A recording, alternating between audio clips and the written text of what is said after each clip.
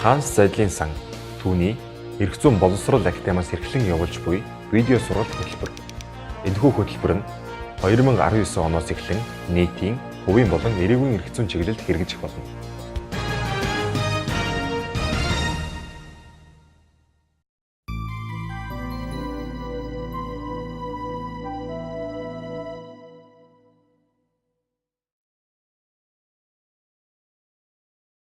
Захиргааны хууль бус ажиллагааны улмаас учирсан хохирол барагдуулах. Захиргааны чиг үүргийг хэрэгжүүлэх үйл ажиллагааны явцад хохирогч бий болсон байх бөгөөд түүний хувьд учирсан хохирол эсвэл нөхөх олгорыг шаардах эрх хуулиар олгогдсон байна. Үүнийг дагаж хохирол арилгах үүрэг захиргааны байгууллагад үүснэ. Энэхүү хохирол нь захиргаанаас нийтийн эрх зүйн хүрээнд хууль заасан бүрэн эрх чиг үүргийг хэрэгжүүлэх явцад учирсан бөгөөд годтой байх ёстой. Өөрөөр хэлбэл хийсвэр эсвэл болзошгүй байх боломжгүй.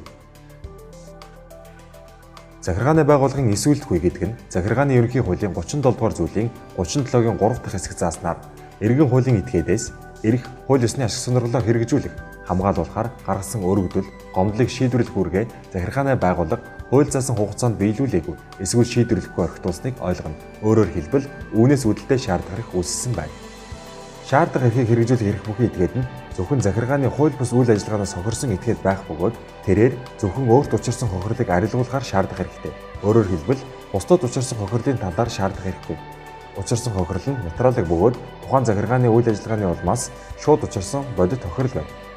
Төрийн албаны тухай хууль, захиргааны ерөнхий хууль, иргэний хууль заасны дагуу захиргааны байгууллагаас гаргасан алдааны улмаас учруулсан хохирлыг төр хариуцна. Иргэн хуулийн этгээд өөрт учирсан хохирлыг хохирол учруулсан захиргааны байгууллагаас нэхэмжилж тухайн захиргааны байгууллагаас гаргуулна. Захиргааны байгууллага хохирол барагдуулсны дараа гин буруутай албан тушаалтнаар хохирлыг нөхөн төлөвлөхөөр заасан. Иргэн хуулийн этгээдийн хохирлыг барагдуулсны улмаас өөрт учирсан хохирлыг захиргааны байгууллага иргэний хуулийн 498-5 заасны дагуу гин буруутай албан тушаалтнаар буцааж төлөвлөнө.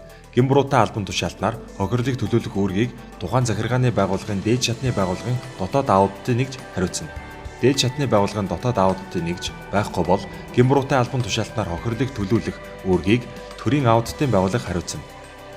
Гомдлыг хэн шийдвэрлсэн дээд шатны захиргааны байгууллага болон шүүх хохирлыг буруутай албан тушаалтнаар төлөвлөхөөр гаргасан актын хувийг холбогдох аудитын байгууллагад хөргүүлэх үүрэгтэй.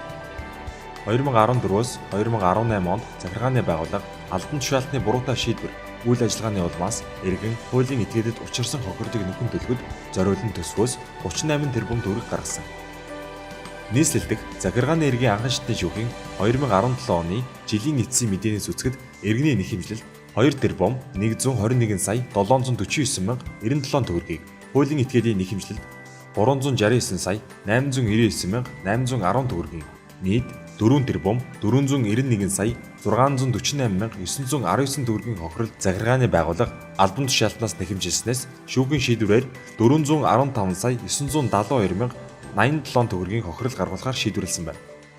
Захиргааны шийдвэр гаргах ажиллагаа болон захиргааны акт, захиргааны ерөнхий хуулийн дагуу эрх зүйн зөрчилдөд тооцогдож, эрх зүйн үр дагаваргүй болсон бол тухайн гин буруутай албан тушаалтны санаатай болон санамсаргүй үйлдэлсэн зөрчилдөнд тохирох шийтгэл оногдуулна. Хууль зөрчсөн албан тушаалтанд хүлээлгэх хариуцлага. Тухайн албан тушаалтныг томилсон болон дээд шатны байгууллагын албан тушаалтанд зөрчил гаргасан эсвэл захиргааны шийдвэрийг сайн дураараа эс биелүүлсэн албан тушаалтанд эрүүгийн хариуцлага хүлээлгэх хэрэггүй бол хууль заасан шийтгэлийн аль нэгийг оногдуулна. Төрийн жинхэнэ албан хаагчид оногдуулах сахилгын шийтгэл.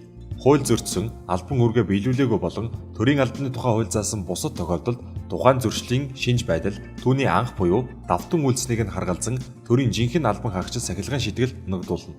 Сахилгын шийтгэлийг заавал дэс дараалан хэрэглэхийг шаардахгүй. Төрийн жинхэнэ албан хаагчид түүнийг томилсон эрх бүхий албан тушаалтан хамтын удирдлага бүхий байгууллага томилсон бол тухайн байгууллагын даргын шийдвэрээр сахилгын шийтгэл оногдуулна. Төрийн албаны тухай хууль болон иргэний хууль, захиргааны ерөнхий хуульд төрд учирсан хохирлыг хэрхэн барагдуулахыг тодорхой хуульчилсан боловч үр дүн хангалтгүй зөрчилтэй асуудал байсаар байна. Өнөөдөр бид гин буруутай албан тушаалтны хууль зөрчсөн шийдвэрийн улмаас төрд учруулсан хохирлыг тухайн этгээдээс хуваасан гаргуулснаар хуулийн засаглал тогтож, төрийн албан тогтвортой болж, төрийн жинхэнэ албан хаагч мэргэших болно. Францын захиргааны эрх зүйд эрх зүйн хэм хэмжээ институтын нарийн чимбай боловсруулсан онол захиргааны практикийн баялаг хуримтлал эрх зүйн өндөр соёл хадгалагдаж байдаг. Тиймээс нийтийн албан хаагч өөрийн хууль бус үйлдэлийн төлөө хариуцлага хүлээдэг байна. Материалын хохирол учруулсан тохиолдолд албан хаагчийн хүлээх санхүүгийн хариуцлага нь практик ач холбогдолтой байдаг. Холбооны бүгд найрамдах Герман улсад нийтийн захиргааны гол зарчим нь хууль ёсны зарчим юм. Энэхүү зарчим ёсоор хууль тогтоох эрх мэдэл нь захиргаа хууль захирагдах явдлыг тогтоож, нийтийн захиргааны үйл ажиллагааг хуулиар тогтоосон үндсэлтэй байхыг шаарддаг. Өөрөөр хэлбэл, хэн нэгний эрх ашиг хөндөж байгаа. Түүний дотор 3 дахь шитгээдийн ашиг сонирхлыг хөндөж байгаа нийтийн захиргааны ямар нэгэн арга хэмжээ өнөө үйлчилж буй эрх зүйн тогтолцоонд нийцэж байх ёстой. Америкийн нэгдсэн улсад засаг захиргааны шийдвэрийн талаар гомдол мэдүүлсэн хувь этгээдэд шүүхээс тухайн шийдвэрийг хүчингүй болгох нь хангалтгүй байж болдог. Ийм учраас шүүх албан байгууллагын үйлдэлийг хууль бус гэж үзсэн тохиолдолд хувь этгээд хохирлоо барагдуулахаар нэхэмжлэл гаргаж болно. Хяналтын асуулт. Иргэн хуулийн этгээд захиргааны байгууллага албан тушаалтны хууль бус үйл ажиллагааны улмаас учирсан хохирлыг барагдуулахыг шаардах эрхтэй юу?